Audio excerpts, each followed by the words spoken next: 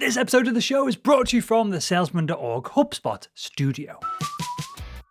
Coming up on today's episode of the Salesman Podcast. There's a ton of things we're going to talk about today that have changed. The one thing that hasn't changed is the hardest part is getting to the right people. If you're engaging professionally, right? People love it. They will respond to you. And in fact, in the classes that I teach, right, cohort-based training for HubSpot, right, the average connection is about 12%. The empowered buyer is they don't talk to a salesperson until they're damn good and ready, right? First of all, globally, about 93 to 96% of people will Google or social media something before they talk to a salesperson.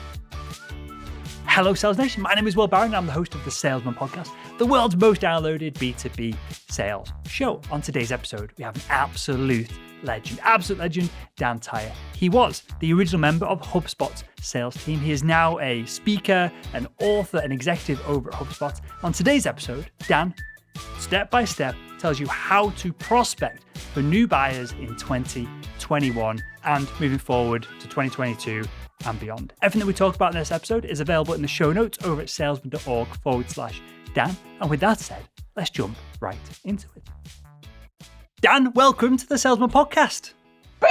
I've been waiting for this for like 3 weeks. Well, super excited. As you know, I did my research, right? I want to make sure I'm bringing the big energy for all of your listeners, and super excited to be here. I'm glad to have you on, mate. Okay, so you kind of posed me in our pre-interview back and forth the topic of this show. I've not dove into it more of it with you. I purposefully left it open-ended. So Dan, with that, get us started, mate. In your opinion, or if there's facts, or there's data, if anything goes alongside this, perfect. What is the biggest hurdle that me as a salesperson and the thousands and thousands of people who are going to watch and view this over the next few weeks, those salespeople as well, what's the biggest hurdle that we have to booking meetings, getting conversations started right now? Yeah, of course. And guess what? That hasn't changed in the last 50 years. There's a ton of things we're going to talk about today that have changed. The one thing that hasn't changed is the hardest part is getting to the right people to even have that conversation. And in 2021, no one picks up their phone, or at least that's what people said. By the way, that's not true. So in the first 2.5 minutes, I've contradicted myself. Lots of people pick up the phone. You just have to do it right. Number two, voicemail, is kind of a different reason why people and how people listen to voicemail. Still important, right? But it's a little bit different purpose. Right. And that hurdle of getting to the right person and talking to them about how it works, visibility, connection, and attention, right, is the biggest challenge that virtually everybody has. It takes the longest time. It's a very refined skill, right? When I started my sales career, salespeople did prospecting. Today, SDR teams, right, specific and focused, make sure that everybody is doing a special part of accelerating and identifying the best output. Dan, let me just take this totally sideways for a second, then we'll come back on track. Is this, everything you just said there, can we turn this on its head? Is this a golden age for salespeople in the fact that we have LinkedIn, the buyers are visible, and then we've got email, we've got all these ways to communicate with them that we didn't have? Well, I didn't have because I wasn't selling 20, 30 years ago. Yeah, of course. It's a double-edged sword, right? If, in fact, you're doing it the right way, if you're engaging professionally, right, people love it. They will respond to you. And in fact, in the classes that I teach, right, cohort-based training for HubSpot, right, the average connection is about 12%, right? After they graduate from the class, it goes between 25 and 40%. Right. And if you're not getting 25 to 40% connections, I'm going to teach you how. Right. Just listen for the next 17 minutes. And it may be a little loud and a lot of high energy, but I'm going to teach you exactly how to do it. Because if you do it right, people love it. They're like, oh, my goodness. Right. Yeah, I definitely want to talk with you, but it's different. And you're not calling everybody and you're not cold calling. Right. People go, oh, I'm not that guy. I go, you don't cold call. They go, yes. I always ask in my public presentations, raise your hand if you cold call. There's always 3 guys. They're always in the last row. Always dudes, never women, right? And they're like, I cold call. I go, no, you don't. They're like, yes, we call people that we've never met. I'm like, that's not cold calling. Cold calling is using the same script, calling indiscriminately 110 times a day, right? And do you know the conversion percentage for actual cold calling? 1, 2, 3%. Yes, 1.2%, which means you're wasting 99% of your time, effort, and money. It's ridiculous, right? Anybody does it. Is there anything else in business if you wasted 98% of your time, effort, and money, you'd still do it? Of course not, right? That's the antithesis of efficiency, right? But people still do it, right? I'm like, what you got to do is warm call. They're like, ooh, what's that? I got a famous blog article about 15 things that you can do to warm call, right? And that's what most people do. They just categorize it a little bit different. Outbound, right, can be as effective as inbound. Now, you and I were just chatting about the inbound revolution and how it was totally amazing, right? And I wrote a book called The Inbound Organization, which you have in front of me, which is super cool. But I've been in sales positions and sales leadership positions 42 years. First 30 something years, right, it was push, push, push. Mm-hmm. Right now it's help, help, help. In 2007, everything changed with the inbound revolution because you had the empowered buyer, right? You ever heard of the empowered buyer? Yeah, I hope I am one. Yeah, you are. You just told me a story where you are. The empowered buyer is they don't talk to a salesperson until they're damn good and ready, mm-hmm. right? First of all, globally, about 93 to 96% of people will Google or social media something before they talk to a salesperson. Right. And I'm thinking, what are the other 6% doing? They must be walking through an airport or something like that. Of course, that's what you do. Oh, my goodness. Right. You want to find a little bit about a background. You want to see reviews. You want to understand a little bit about the texture of what you're purchasing. Right. That's why social media and inbound is so important. Right. And then you only want to engage with people when you're darn good and ready. And what percentage of the sales process do you think, right, people want to go through before they actually talk to a salesperson? The numbers are all over the place, but between 70, 80%. Yeah, that's right. So it goes all the way up to 99% if you're buying a car, mm-hmm. right? When you're buying a Mini, you walk into that place and you're like, okay, I did my research. This is what I want to pay. And if they don't give it to you, you walk out, right? That's 99%. That drastically changes the process. Right. And so now with the empowered buyer, the inbound revolution been going on for 14 years. It started inbound marketing. Now it's inbound sales. Now it's growth. Right. Oh, my goodness. HubSpot was the spiritual leader, invented the term, but now it's in the public domain. And just like you were saying, it becomes very, very valuable. So salespeople have to morph. Right. One of my main foundations is you can't do it the old way. Right. You have to do it the new way. That means you have to warm call in a way where you're helping, not selling. And sales plus helping is shelping, right? I just thought that up this morning. Shelping, say it there, Will. No, because that is a terrible. I don't want that to become a thing. Definitely don't want. I'm shelving people. Marketing, right? That makes slightly more sense. Okay, I know, a little bit more, but I'm famous for taking words and making them a more dopey word together. But shelping or helping people is the foundation for engagement. All right, so when you're trying to get noticed by somebody, the first thing you got to do is you've got to identify your ideal customer profile, mm-hmm. right? And in the old days, you called everybody. When I started my sales career, I'd pick up the phone. I'd call you. I'd call somebody in Spain. I'd call somebody in New York City. I'd say the exact same thing. Okay, that doesn't fly, right? You got to get the data. You got to get the facts. You've got to understand where you do your best work, right? And you've got to limit where and who you call to where you can add the most value, where you get all excited and energized. And be like, no. We work with manufacturing companies in Leeds, right, who have at least $3 million worth of revenue that are trying to get more productivity out of their website and want to lean into e-commerce. Does that sound like you? And when you focus on mm-hmm. that particular niche, right, you're going to do so much better. Why are you going to do so much better if you focus, Will? You're going to do so much better when you focus because, well, it's targeted. You're having a conversation as opposed to your marketing. You're not just spamming people. You're having you're starting an insightful conversation, right? 100%. Number one, you know that industry pretty good because you talk about it every day. You know the vocabulary, you know the seasonality, you know what's going on. They know we're just talking about my co-author, Todd Hockenberry. When he walks into a manufacturing distribution, he starts talking about patents and delivery times and things. Like in the first 3 sentences, you're like, okay, this guy knows manufacturing and industrial. Right. And if it doesn't matter if you're professional services, recruiting, whatever, just pick a swim lane and stay in it. Right. In the old days, right, it was call everybody. Today, the riches are in the niches. Oh, wait a second. We're in the UK. If you want to go to the beaches, you got to work the niches. Right. And you got to make sure, right, that you are good at that. The next thing you got to do is slow down. Let me just rein you in for just a split second here, because it's one thing to say we need to find an ideal buyer persona. We need to target them with our messaging, our communications. Yeah. Would we, for an individual salesperson, quota-carrying individual who's listening to this right now, is this something that they should be uncovering themselves, as in they warm call, cold call, whatever, data gather across a marketplace, find who responds, narrow down the messaging? Or is this something that marketing should be giving them, sales operations should be giving them? Where do they get this information from of who they should be targeting?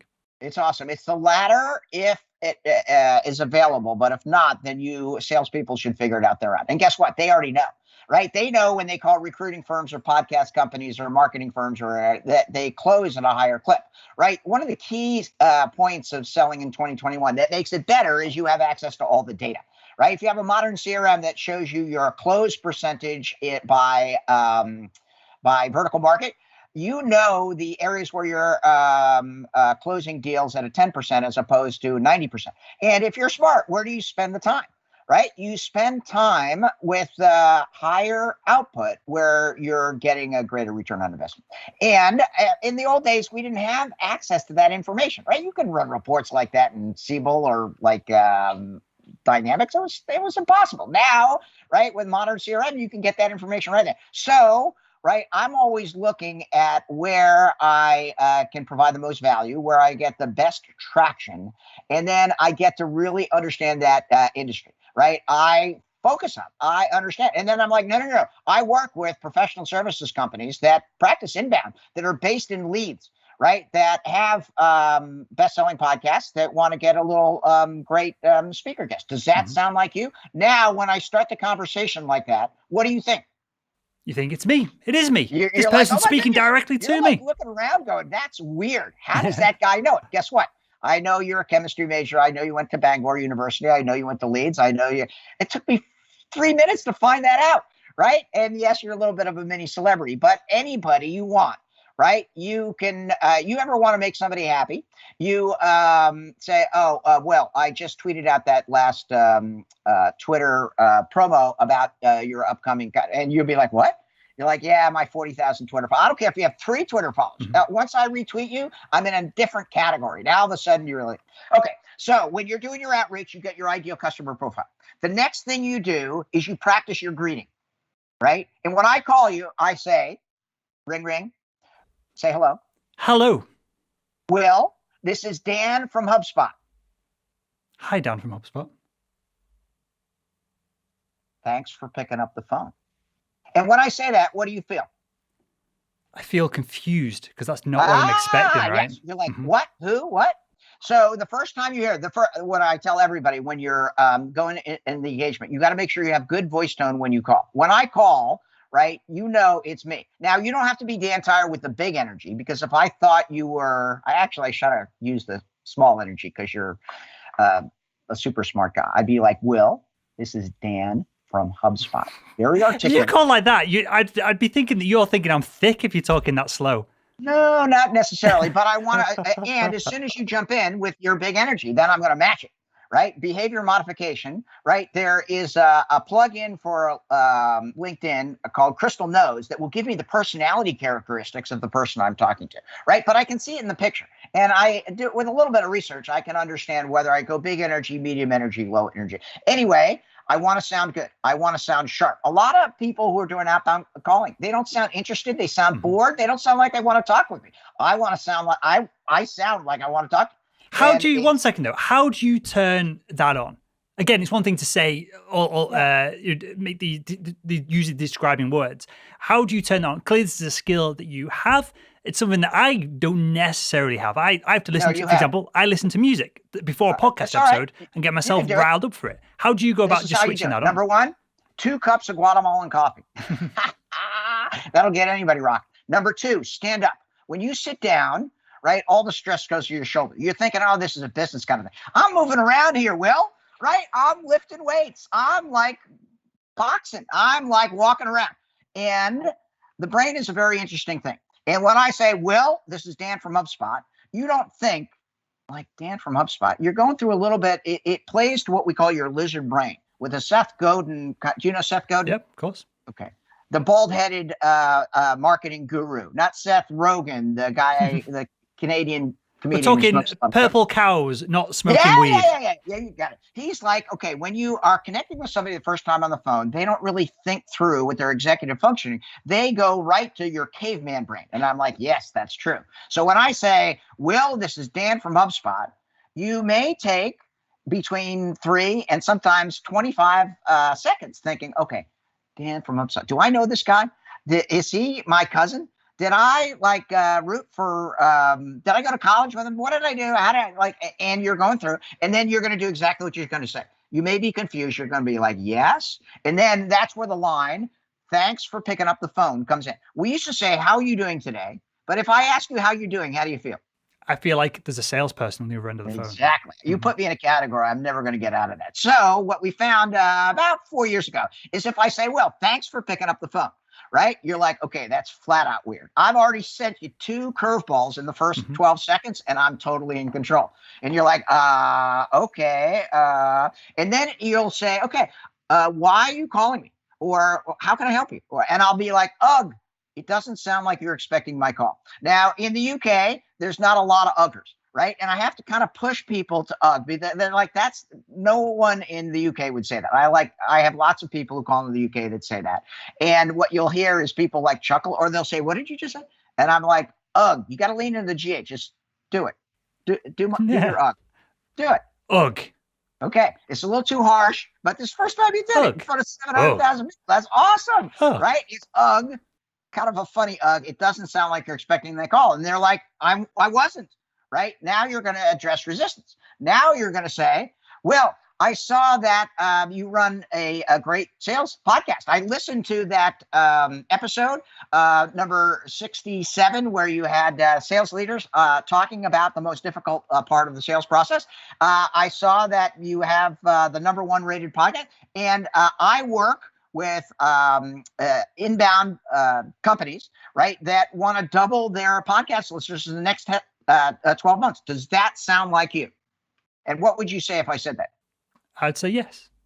Exactly. And then I'm going to stroke your chin, get that beard going, stroke your chin. This might sound weird in the microphone if I'm rubbing this down. Yeah, I know. People might get weird feelings hearing my rustle of the beard. This is the chin stroke question. If I don't have you stroke your chin, you'll forget it. But you have 3 connect call positioning statements. So here's the thing. You have your ideal customer profile. Then you research the company just like we've demonstrated. You perfect your opening. Will, this is Dan from HubSpot, right? If you don't say that 1,000 times, I want the dog to walk out of the room. I want your significant other to say, really? Okay, we know it's Dan from HubSpot, right? But I want it to sound like I really want to talk with you. And then you want to be human.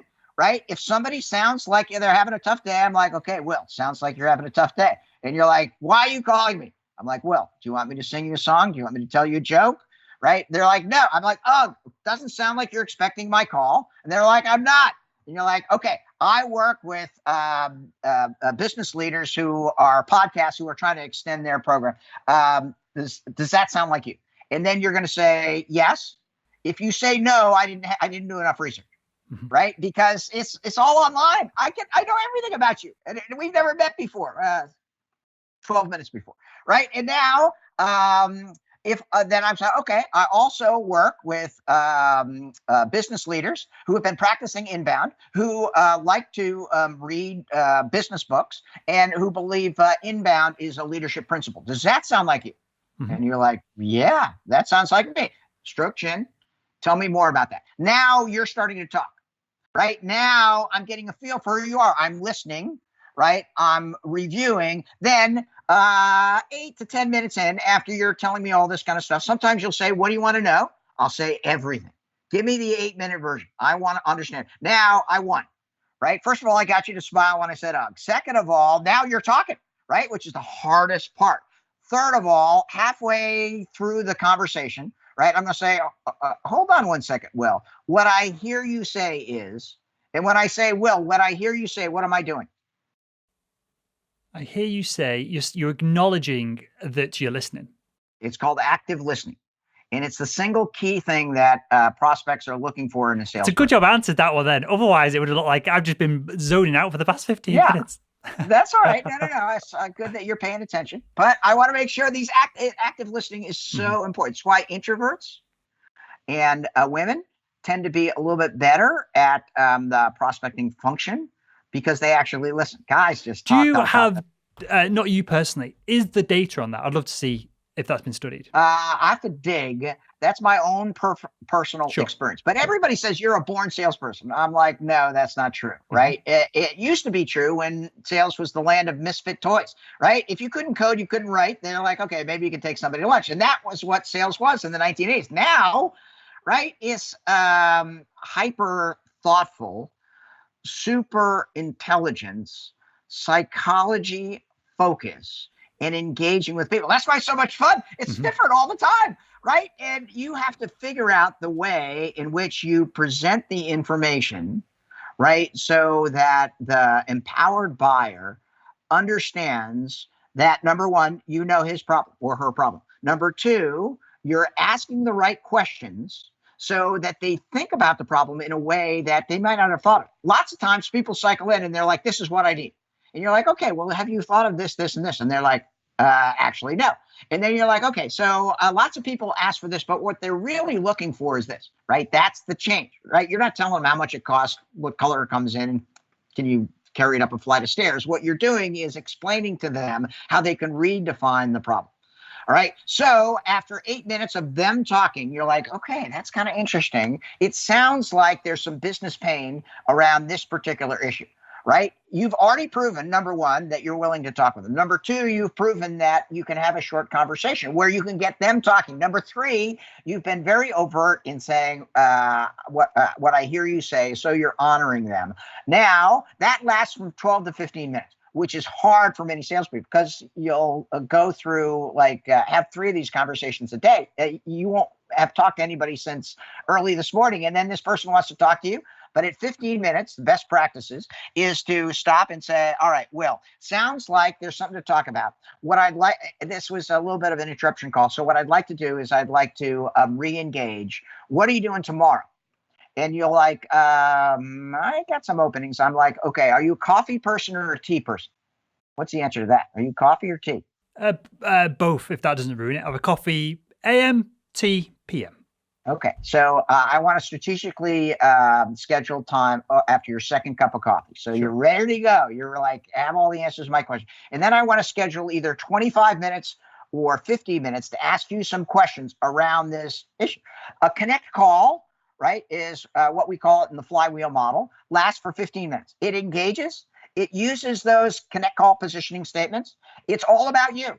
Right? It's they go, why? Who are you again? Tyre from HubSpot? I'm like, Dan from HubSpot.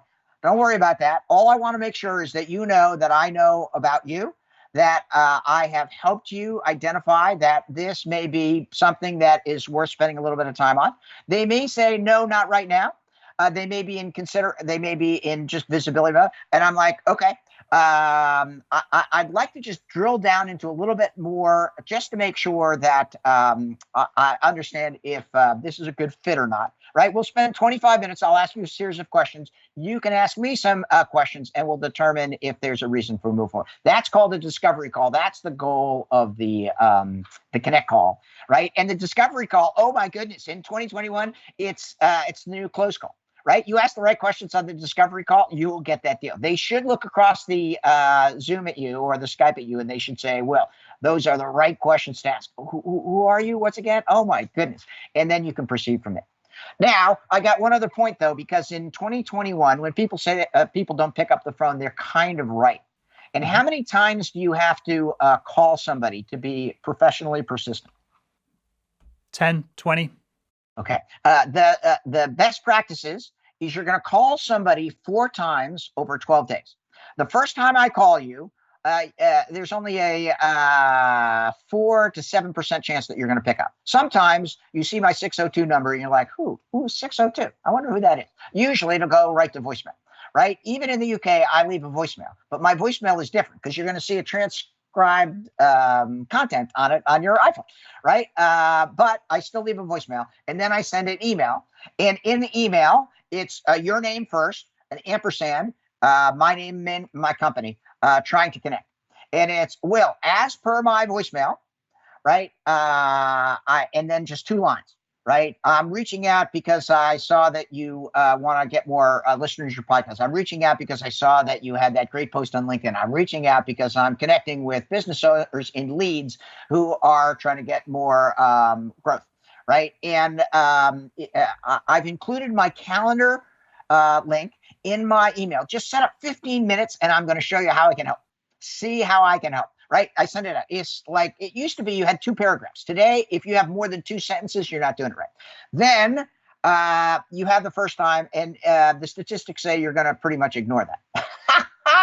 Which the next thing you got to do is you wait 2 days and I call again. Right now you see the 602 number, which not a lot of 602 people are calling you, but you're saying, oh, wait a second. Wait, that seems a little familiar. I leave a second voicemail. It's a little bit different, but it's all about you. It's not, this is Dan calling to talk about technology or do you need a CRM? It's like, oh my goodness, Will, thanks so much for mentioning him on that podcast. I saw that you're leaning into a warm calling and I wanted to see how I can help. I send the second email. The second email says, Will and Dan, it says second ping. Do you know what a ping is? In this context, just second touch? Yeah, second touch, a ping comes from sonar in a submarine. It's like ping, ping. Like some people who are over 50 don't really understand what it is, but most people like your age demographic, they're like, yeah, he's trying to reach out again. And then I say, well, as per my second call, right? I want to spend 15 minutes with you, see how I can get in touch. And in that one, I include a video, right? And the biggest transformation in prospecting since the beginning of prospecting is including video in your prospecting email. And you can use HubSpot video, you can use Vidyard, you can use Loom, you can use Wistia, Soapbox. They're all free. You just load it in your browser, right? And now you see me. You see my glasses. You see my swanky like urban background, right? And I'm going to put your website on my background. I'm going to be a little hole on the side. Right. And I'm going to say, well, I came to your website. I was doing some research on business owners and leads. And I saw that it looks like you're trying to generate more business. I had some tips about ways that can help you get your website work a little harder without you having to. Right. Just put 15 minutes on my calendar and we'll engage. Then we'll see how I can help. Now, right, you go to that video, you watch the video, right, usually about 75% of the time. Right. Some people say no one's clicking on my video. Right. It's usually because you don't have the prospect's website there. Right. That plays to the lizard brain. Right. Then you're focused on it's only a minute. Right. Mm-hmm. No one wants to hear about anything for more than a minute. Right. You can't drone on for seconds. It's like, get to the point. Right. It's 2021. And the ask is just get on my calendar. Right. When the prospect books. Right. Amazing things happen. Do you like when prospects books on your website? Dan, we are just completely inbound. We don't have any booking or anything. I do literally almost all of our deals, mate, just over email. Most of our deals happen over email. Amazing. It's amazing because now you know I'm coming. Now you can research me. You're like, Tyre, you're in Arizona. Isn't it like 6 o'clock in the morning? I'll say, yes, it is. Very good. Now we're establishing that commonality. Now we're leapfrogging what you said is the most confusing and hardest part of the connection, right? Because first of all, you're in control. Second of all, you set the appointment. Third of all, you're going to show up more often. Fourth of all, I've given you the ability to have that conversation. All right. So if you don't answer my second one with the video. 1 second, right, Dan. 1 second. Just for the audience. Sorry to interrupt you there. I will document all of this out. I'll put it into a big flow diagram and we'll host it over at salesman.org/Dan.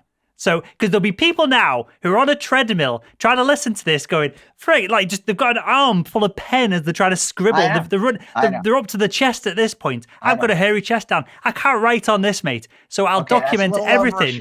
I'll document everything. Salesman.org/Dan. Go on, mate. Carry on.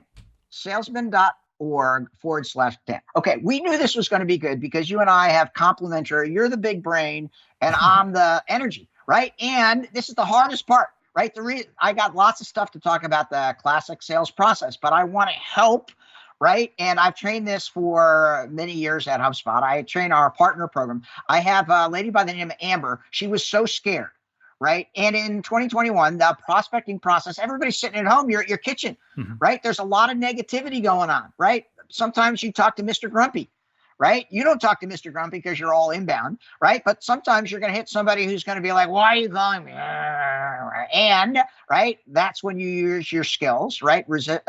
Address resistance, right? Got lots of ways to address that. This lady, Amber, she got so amped up when she called people, she'd only call people on a treadmill, right? And so Will, this is Amber from I'm on a treadmill. Stop it. There's on the verge of sexual as you're doing that, Dan.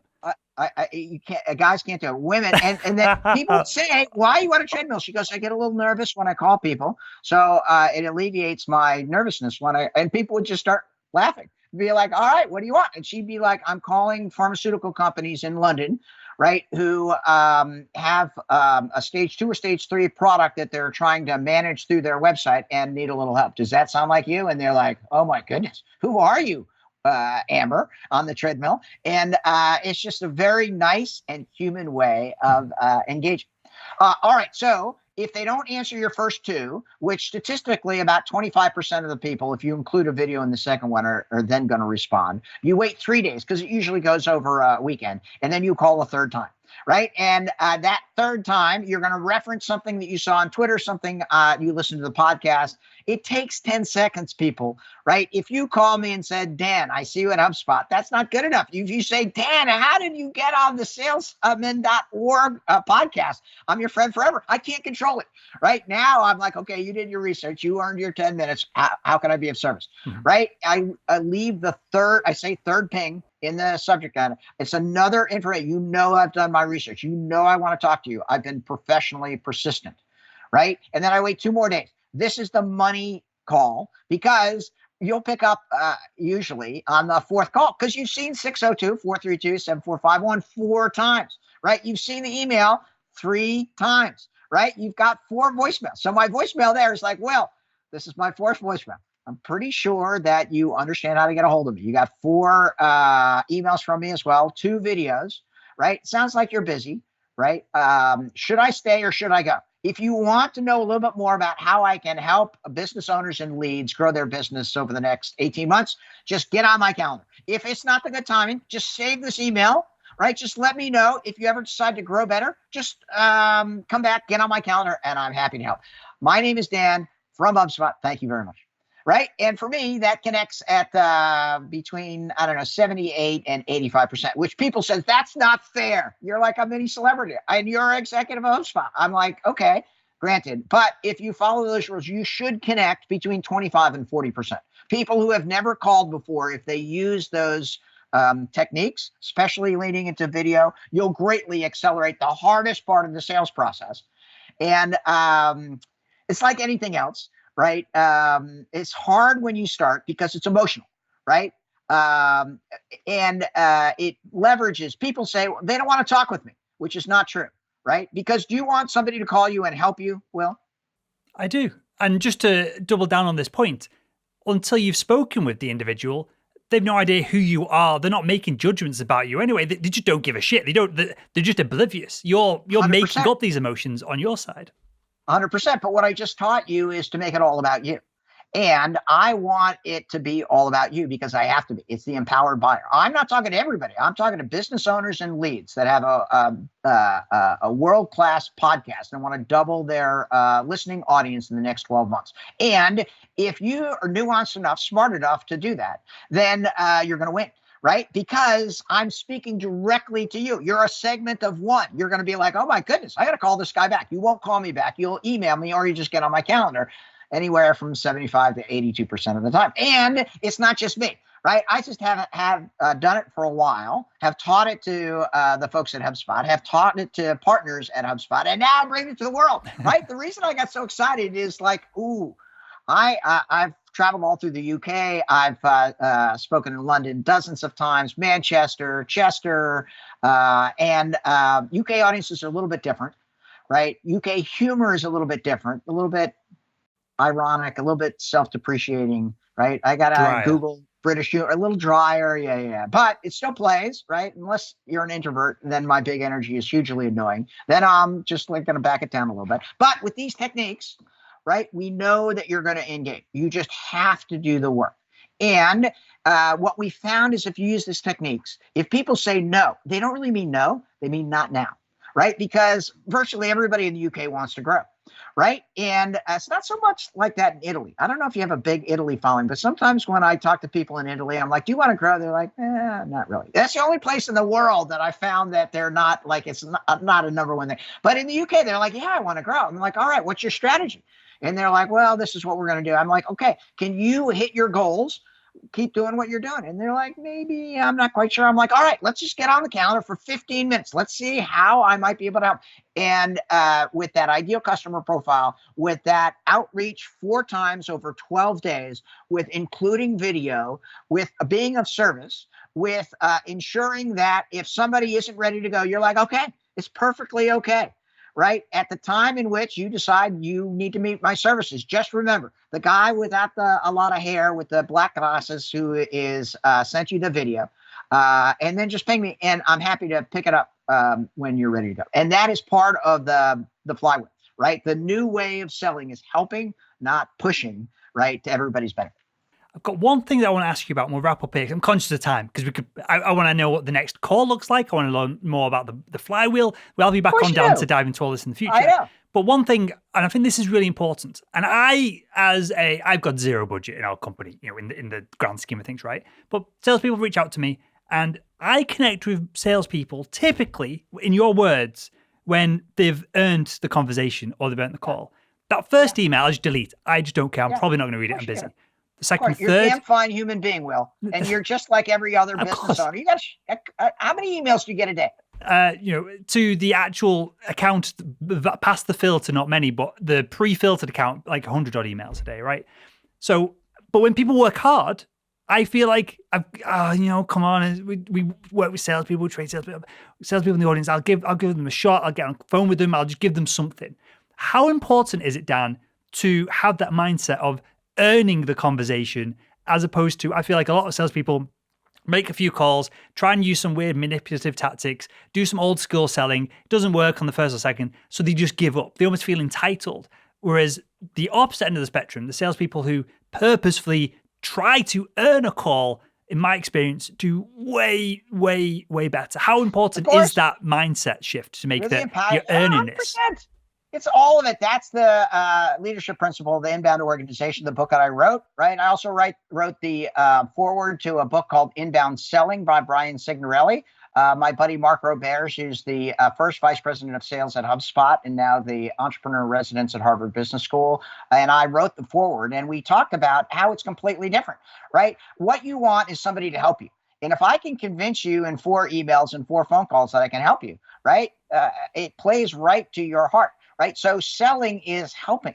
Right. And you don't sell technology. Right. That's the big thing that HubSpot figured out in 2007. Right. All we want to do is help you. We don't even care if you buy stuff or not. All I want to do is help you. Why? Because if I help you, right, you're going to have the exact opposite effect that mini car dealership had. Tell that story.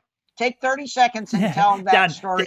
The audience have heard the story many times, but I'll give another analogy. You walk into a shop. In the UK, it'd be like some kind of, say you're buying a TV, you walk to a shop, there's someone at the door, I used to be super spotty, a spotty teenager, and they go, hey, can I help? And you go, nope. You don't even think about it. It just comes from your subconscious brain, your reptilian brain. Nope. And the reality is they might be able to help you. They could save 10 minutes, 20 minutes of you faffing around, but you've just totally got rid of them, right? And that's what we're trying to avoid, if I'm on the right tracks here. We're trying to not be that person that gives that instinctive response of salesperson. Will, I'm going to say, no. Will, I know you. Number one, I only deal with business owners and leads. Number two, I know what you want, which is growth, because I've worked in your segment for a while. Even if you're brand new, you can figure out what you want with 3 customer reviews and talk to your senior management. Number 3, I'm at your service. I tell people that. I wrote this famous blog article that was called Always Be Closing is Dead, How to Always Be Selling, How to Always Be Helping. Right. There's another great blog article I wrote in the HubSpot blog called Warm Calling Tips that we have. They changed the name to Always Be Closing is Dead, Always Be Helping to a new sales mantra. Right. But in 2014, right, I went back into the funnel to test certain criteria.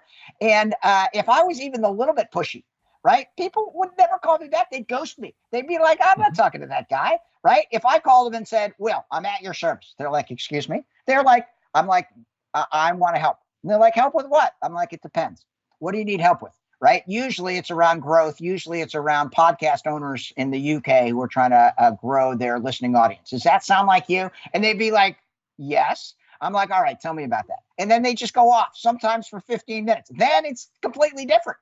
Right. And guess what? If you and I met at a pub, that's exactly what would happen. I'd be making fun of your beard and the fact that you didn't know who your university mascot was. It's a tiger, by the way. Remember that. And that you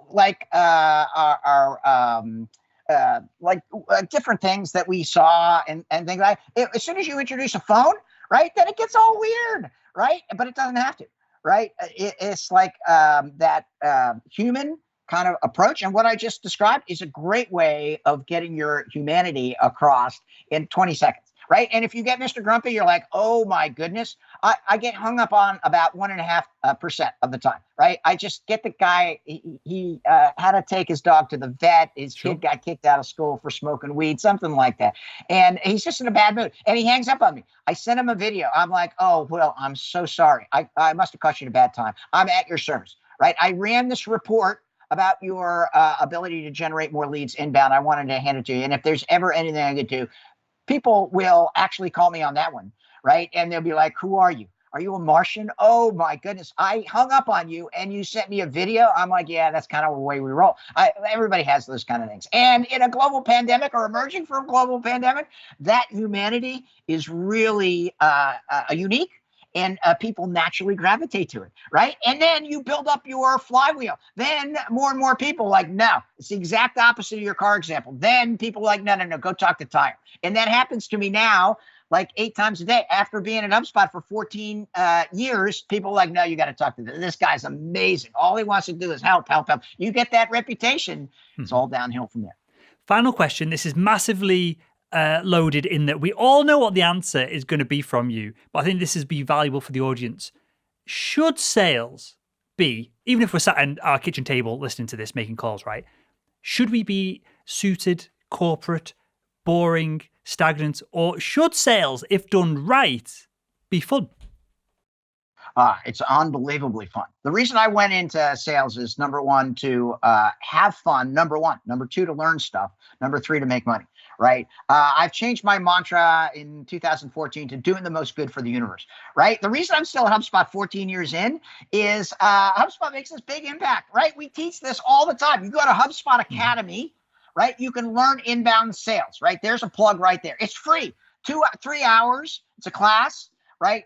Professor Kyle Jepson will teach you what I just talked about in regard to engagement and outbound calling. And we give that away for free. Why? Because if you're doing it right, there's more good process in the world. If you're doing it wrong, people will never speak to you again. And it's still in the transformation process. Brian Halligan, our CEO, says we're still in the second inning, which for the UK means we're still in the first 10 minutes of the football match. Yeah. And it goes on forever. But if you're trying to do it the old way, right? If you're trying to sell technology services anyway, you're not going to, if you're got a big heart, if you focus, if you're trying to help people, oh my goodness, it's a whole different ballgame. And then people are so nice. They're like, Tyre, they send me chocolate towers and knitted sweaters and all. And they're like, oh my goodness, like that's not that's unusual behavior. They're like, you were so nice. You were thoughtful. You decided to help me. You weren't pushy at all. When I ghosted you for 6 months, you were like,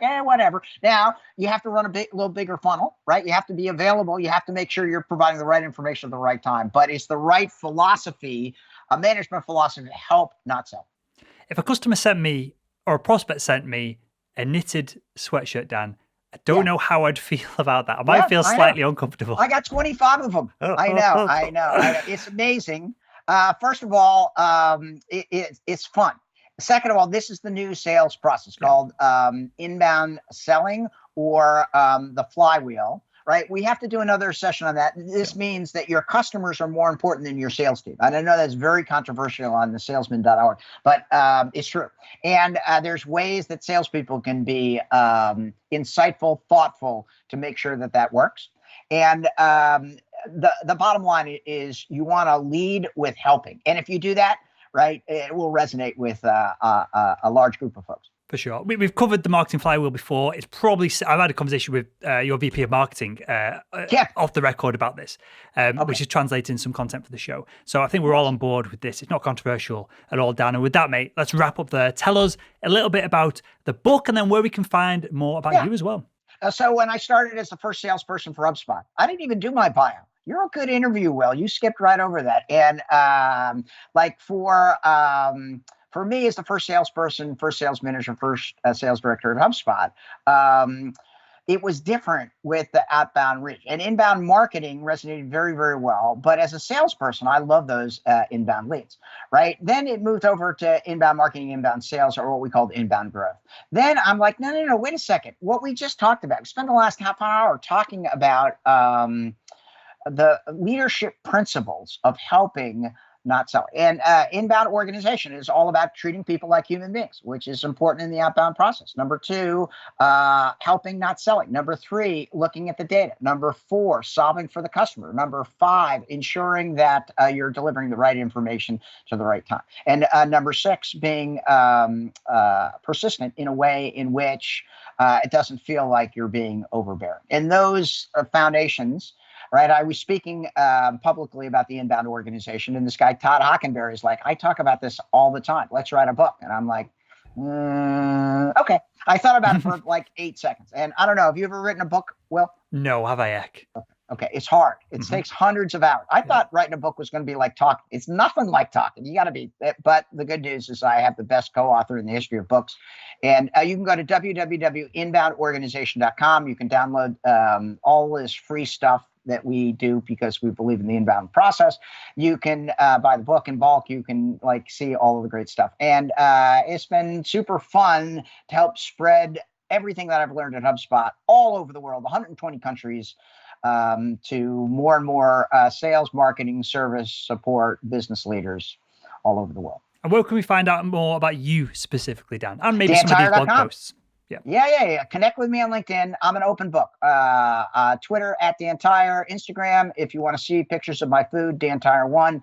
LinkedIn, easy to find me. DanTyre.com is my website. And I'm at People Service. To the extent of my bandwidth, I'm always happy to help accelerate the sales process or support that people need. HubSpot offers great sales products.